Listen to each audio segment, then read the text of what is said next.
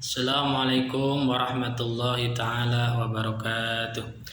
Bismillahirrahmanirrahim. Alhamdulillahilladzi arsala rasulahu bil huda wa dinil haqq liyudhhirahu 'alad dini kullih wa kafa billahi syahida. Asyhadu an la ilaha illallah wa asyhadu anna Muhammadar Rasulullah. Allahumma shalli wa sallim wa barik ala sayyidina Muhammad wa ala alihi wa sahbihi ajmain. Amma ba'du. Qala Allah ta'ala fil Qur'anil Karim wa huwa asdaqul qailin. A'udzu billahi minasyaitonir rajim. Bismillahirrahmanirrahim. Falawla nafara min kulli firqatin minhum ta'ifatul liyatafaqahu fid din wa liyunziru qaumahum idza raja'u ilaihim la'allahum yahdharun.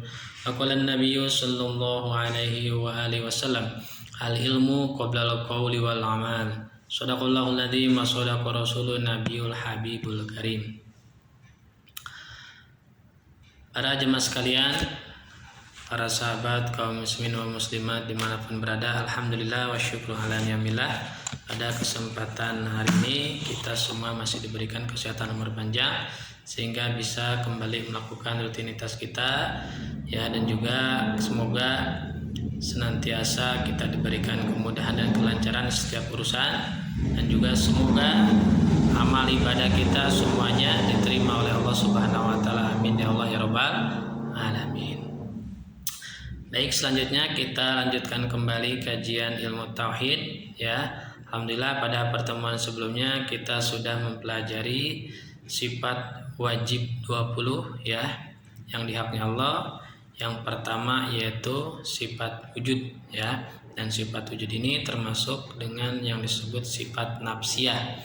Nah, sebagaimana yang disampaikan pada pertemuan sebelumnya ya, bahwa sifat wajib di hak Allah yang 20 itu terbagi menjadi 3 bagian ya. Ada yang disebut sifat nafsiyah, ada yang disebut dengan sifat salbiyah, kemudian sifat ma'ani dan sifat ma'nawiyah.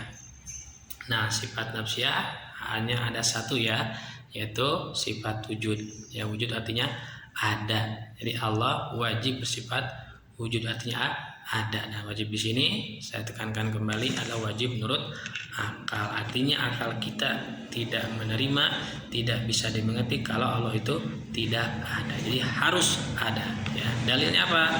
Wujud hadhil makhluk ya. Dalilnya adalah adanya makhluk, adanya seluruh alam ya.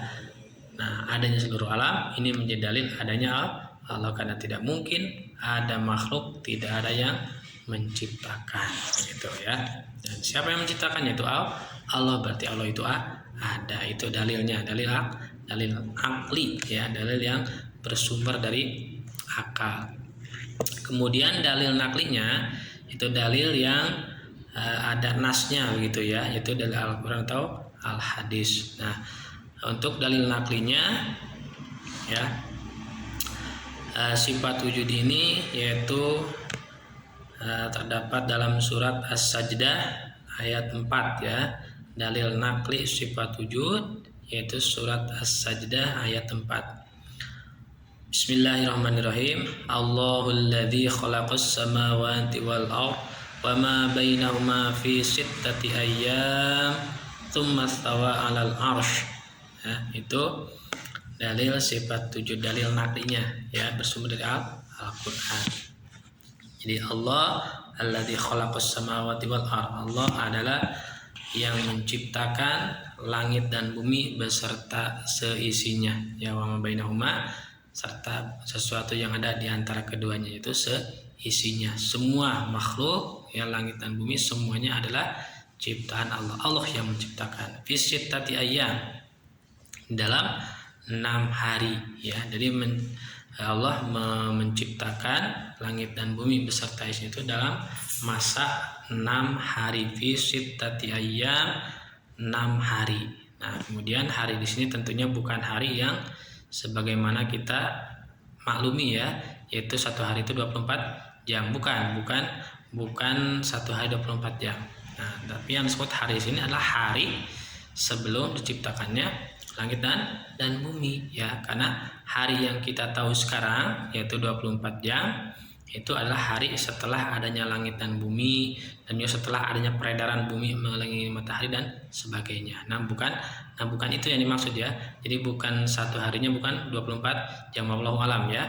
Yang jelas satu harinya bukan satu hari yang kita tahu 24 jam. Kemudian tsumma stawa alal arsy ya. Kemudian Allah merajai arsy ya.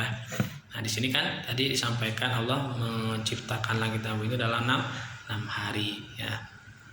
Ini apakah Allah tidak mampu ya menciptakan kurang dari 6 hari? Ya Allah mampu, sangat mampu ya. Idza arada syai'an yaqulu lahu kun fayakun, sangat mampu. Nah, namun di sini ya Allah apa hikmahnya begitu ya. Jadi kita harus berproses di dalam mengerjakan sesuatu, ada prosesnya ya. Kemudian tsumma stawa alal arsy, kemudian Allah merajai arsy. Jadi istawa di sini bukan bersemayam ya, tapi merajai arsy. Arsy itu apa? Arsy itu adalah makhluk Allah yang paling besar ya, dan tidak ada yang tahu hakikatnya arsy kecuali Allah. Baik, itu dalil naklinya. Baik, kita langsung saja melanjutkan sifat wajib yang kedua di haknya Allah adalah sifat qidam. Ya, wujud qidam baqo gitu ya. Nah, yang keduanya sifat qidam. Itu sifat wajibu fi haqqi ta'ala al-qidam. Sifat wajib yang kedua di haknya Allah qidam. Qidam itu apa sih? Wa ma'nahu annahu la awwala lahu ta'ala. Qidam itu artinya bahwa Allah tidak ada permulaannya. Jadi Allah itu wujudnya Allah tidak ada permulaannya ya. Jadi wujudnya Allah tidak ada permulaan, la awalalah, tidak ada beda dengan makhluk. Kalau makhluk ada permulaannya ya, ada permulaannya. Makhluk semua ada permulaannya. Berbeda dengan Allah itu la awalalah, tidak ada permulaannya ya. Atau kalau di bahasa Indonesianya dahulu begitu ya. Jadi dahulu itu tidak ada permulaan. Jadi adanya Allah tidak didahului dengan tidak ada. Artinya tidak ada permulaan bagi wujudnya Allah. Ya, jelas itu sangat berbeda dengan makhluk ya. Kalau makhluk itu kudus baru artinya ada permulaan wujudnya. Kalau Allah itu kok qadim, la awalalah, tidak ada permulaannya. Jadi qidam itu sifatnya, qadim itu datnya ya. Dat Allah itu yang qadim artinya kekal, yang dahulu begitu ya. Nah, itu sifat yang kedua yaitu qidam, artinya la awwalalahu, tidak ada permulaan bagi Allah. Jadi tidak ada permulaan. Ya, kemudian wadiduhu al-khudus. Nah, lawan katanya berarti sifat yang mustahil. Lawan katanya baru, yaitu makhluk ya. Semua makhluk itu ada permulaannya, dan setiap sesuatu yang ada permulaannya disebut baru ya. Jadi qidam lawan katanya hudus ya. Qidam artinya dahulu, lawan katanya hudus yaitu baru. Nah, ini berarti hudus ini mustahil ya. Jadi Allah wajib ya bersifat qidam, artinya akal kita tidak menerima kalau Allah tidak qidam ya. Ma la yatasawwaru fil aqli ada muhum. Jadi ketiadaannya qidam tidak dapat diterima oleh akal, artinya harus ada. Itu wajib menurut akal. Nah, lawannya hudus, mustahil ya. Apa mustahil itu? Ma la yatasawwaru fil aqli, ma la yatasawwaru fil aqli wujudu, kebalikannya ya. Jadi segala sesuatu yang tidak dapat diterima oleh akal tidak dapat menerima wujudu, keberadaannya ya. Jadi kalau mustahil, keberadaannya tidak dapat diterima. Jadi kalau hudus ini, sifat hudus nih ya, ada pada hak Allah, maka akal kita tidak menerima ya, karena tidak mungkin Allah itu baru begitu ya. Baik, jadi itu hanya lawan katanya sifat mustahilnya hudus. Sifat yang wajibnya qidam, sifat yang mustahilnya hudus. Kemudian dalilnya apa ya? dalil Allah wajib ya disifati dengan sifat qidam. Wa dalilu ala dzalik ya annahu law kana hadisan la taja ila mudisin wa huwa muhalun ya. Dalilnya ini dalil akli ya, dalil yang bersumber dari akal. Nah dalilnya adalah annahu law kana hadisan, sesungguhnya ya jikalau Allah baru ya, kalau Allah baru karena tidak ada sesuatu di antara qidam dan hudus ya. Kalau tidak qidam berarti hudus, kalau tidak hudus berarti qidam. Nah dalilnya kalau Allah hudus artinya kalau Allah tidak qidam lah taja ila mudisin, maka Allah pasti butuh terhadap yang membarukan atau yang menciptakan ya. Jadi kalau Allah baru pasti butuh yang menciptakan ya, karena segala sesuatu yang pangkatnya hudus baru itu pasti ada yang menciptakan ya, ada yang menciptakan ya. Adanya kita nih ya, kita hudus, nah pasti ada yang mencipta dan tidak mungkin ada dengan sendirinya ya. Kemudian pakaian yang kita pakai ya tidak mungkin ada dengan sendirinya, pasti ada yang menciptakan. Nah kalau Allah tidak qidam artinya Allah hudus, pasti Allah ya butuh kepada yang menciptakan. Wa huwa muhalun, sedangkan ya butuhnya Allah kepada yang menciptakan muhalun itu mustahil. Mustahil, tidak bisa diterima oleh akal. Kenapa mustahil? Karena akan mendatangkan daur dan tasalsul begitu ya. Daur itu muter ya, kalau diibaratkan bola. Kalau tasalsul itu terus menerus seperti rantai begitu. Jadi maksudnya begini ya, kalau Allah hudus ya berarti butuh kepada yang menciptakan. Nah ini gambaran daur dulu ya, gambaran daur. Nah nanti yang menciptakan Allah pasti akan butuh yang menciptakannya lagi, terus seperti itu ya sampai berputar gitu ya. Jadi kalau Allah hudus ya pasti butuh yang menciptakan. Nah yang menciptakan Allah nih, nah ini juga hudus juga ya, pasti butuh yang menciptakan. Kemudian butuh kepada Allah yang kedua, Allah yang kedua butuh kepada Allah yang ketiga, terus ya muter ya. Jadi dari ayat Allah 1 ada Allah 2, Allah 3, 4, 5 sampai kembali ke Allah 1 ya, jadi muter. Itu daur atau tasalsul ya. Allah membutuhkan yang menciptakan, kemudian yang menciptakan Allah yang kedua misalnya butuh kepada Allah yang ketiga. Yang ketiga karena sama juga kan, yang jadi Allah sama juga, yang awalnya hudus berarti yang itu juga hudus gitu ya. Yang keempat butuh kepada Allah yang kelima, yang kelima butuh kepada yang terus sampai tidak ada batas seperti rantai begitu. Nah itu daur dan tasalsul itu mustahil karena tidak dapat diketahui nanti siapa yang pertama kali menciptakan gitu ya.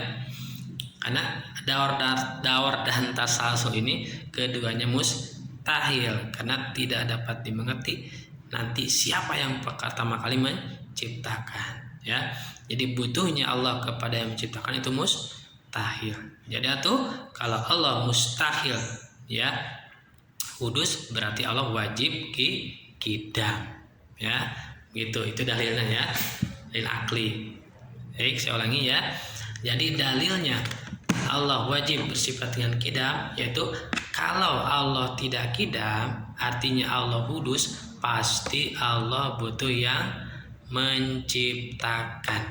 Nah sedangkan butuhnya Allah kepada yang menciptakan itu mustahil karena akan mendatangkan daur dan tasalsul. Sedangkan daur dan tasalsul ini adalah sesuatu yang mustahil diterima oleh akal. Jadi Allah itu wajib bersifat qidam, wajib disifati oleh sifat qidam ya.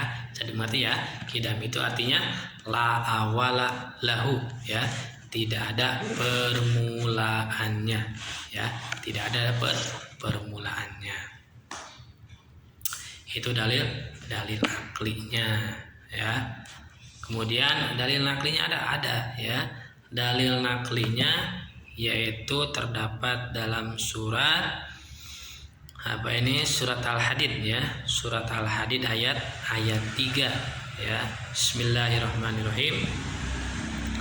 Huwal awwal wal akhir wal zahir wal batin wa huwa bikulli syai'in alim. Surat Al-Hadid ayat 3 itu dalil akli sifat qidam ya. Baik, jadi sifat qidam ya ini wajib di hak Allah, artinya la awal, tidak ada permulaan bagi Allah, tidak ada permulaannya. Nah, kemudian sifat qidam ini termasuk sifat salbiyah ya. Sifat salbiyah itu sifat yang menafikan sifat yang tidak layak begitu ya. Jadi sifat salbiyah itu kalau nafsiyah ya. Kalau nafsiyah kemarin adalah sifat yang berhubungan dengan zat ya. Sifat nafsiyah sifat yang berhubungan dengan zat, jadi sifat yang menunjukkan adanya zat Allah. Kalau sifat salbiyah yaitu sifat yang meniadakan perlawanannya ya, sifat yang meniadakan perlawanannya ya. Karena ketika diucapkan sifat qidam maka otomatis qidam akan meniadakan sifat lawannya apa, yaitu mustahil ya. Salbiyah itu kan artinya menafikan, salbiyah itu nafi, tidak ada aja artinya. Salbiyah itu menafik sifat salbiyah itu menafikan sifat perlawan. Jadi sifat yang menafikan atau yang meniadakan sifat lawannya ya, yaitu kalau qidam berarti menafikan meniadakan hudus ya. Sifat salbiyah. Nah, sifat salbiyah isinya ada 5 ya. Qidam ya, qidam, baqa, mukhalafatul lil hawadisi, qiyamu bi nafsi wahdaniyat. Itu ya 5 ya. Ya, qidam, baqa, mukhalafatul lil hawadisi, qiyamu bi nafsi wahdaniyat. Nah, jadi ini qidam termasuk sifat salbiyah. Baik, kita lanjutkan ya ke sifat yang berikutnya, berarti sifat yang ketiga ya. Apa? Yaitu sifat baqo ya. Wajibu bihaqqi ta'ala al baqo ya, dan wajib di haknya Allah adalah baqo ya. Nah, baqo di sini artinya apa? Wa ma'nahu annahu ta'ala la akhiralah ya. Jadi Allah, jadi pengertian sifat baqo ya, maknanya sifat baqo itu Allah, wujudnya Allah tidak ada akhir ya. Jadi la akhiralahu, tidak ada akhir bagi wujudnya Allah. Jadi Allahnya Allah itu tidak ada akhir ya. Kalau qidam tadi tidak ada awal ya, kalau baqo tidak ada akhir. Kalau diterjemahkan kekal begitu artinya, kekal abadi begitu ya. Kalau qidam tadi artinya dahulu, tidak ada permulaan. Kalau baqo artinya kekal, tidak ada akhir ya. Terus selamanya ada ya, tidak akan hancur ya. Tidak ada akhirnya begitu. Berbeda dengan makhluk ya. Kalau makhluk semuanya baik yang bernyawa ataupun tidak pasti akan mengalami kehancuran, pasti ada akhirnya ya. Begitu. Pasti ada akhirnya. Kemudian lawan kata ya, wadiduhu alfana ya, lawan katanya berarti sifat yang mustahil. Apa lawan katanya? Itu alfana ya. Di lawan kata dari sifat baqo yaitu fana artinya rusak ya. Yang maksud rusak ini adalah ada akhirnya, ada ujungnya begitu ya. Jadi Allah wajib bersifat baqo, mustahil bersifat fana, artinya hancur atau ada akhirnya. Dalilnya apa? Nah, sekarang ke dalil ya. Tadi maknanya sudah, makna baqo tidak ada akhir, makna fana artinya hancur atau ada ujungnya, ada akhirnya. Nah, sekarang dalilnya. Dalilnya apa? Ini dalil akli itu juga ya. Ya, dulu. Wad dalilu ala dzalik annahu law kana faniyan la kana hadisan wa huwa mahlud ya. Dalilnya yaitu seandainya jikalau Allah itu faniyan Allah itu rusak, artinya ada akhirnya, ada ujungnya, ya. Lakana hadisan, maka Allah itu pasti baru, ya. Karena segala sesuatu yang ada ujungnya, yang ada akhirnya itu pangkatnya hudus, baru, ya. Jadi sesuatu yang baru, ya, bagaimana yang tadi disampaikan, segala sesuatu yang baru, makhluk, ya, itu ada akhirnya, ada ujungnya, ada batasnya, ya. Yaitu pasti ada hancur. Panian itu maksudnya ada ujungnya, pasti hancur, pasti ada akhirnya. Nah, kalau Allah fana, ya, kalau Allah rusak, kalau Allah ada ujungnya, kalau Allah ada akhirnya, kalau Allah ada batasnya, ya, lakana hadisan, pasti Allah itu hadis, ya, pasti Allah itu baru, ya. Jadi kalau Allah tidak bako, ya, berarti pana, karena tidak ada sesuatu di antara keduanya. Kalau tidak bako berarti pana, ya. Kalau tidak kekal berarti ada akhir, begitu, ya.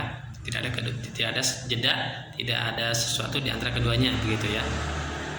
Nah, kalau Allah hancur, ada akhirnya, tidak bako nih, ya, lakana hadisan, Allah pasti hadis. Wahwa muhalun, sedangkan kalau Allah hadis itu mustahil. Kenapa mustahil? Ya, ini nyambung dengan yang tadi, ya.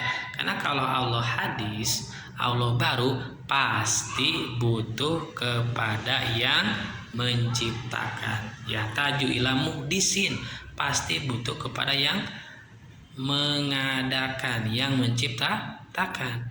Sedangkan butuhnya Allah kepada yang menciptakan itu adalah mustahil, karena akan mendatangkan daur dan tasalsul, ya. Yang mana keduanya, daur dan tasalsul, itu adalah mustahil, ya. Mustahil, ya, gitu, ya. Jadi dalilnya, dalil akli, ya, Allah wajib bersifat, ya, bako itu adalah jikalau Allah fana, Allah hancur, Allah ada akhirnya, berarti Allah hadis. Sedangkan Allah hadis baru itu mustahil, karena ada ngamulazamah, gitu, ya.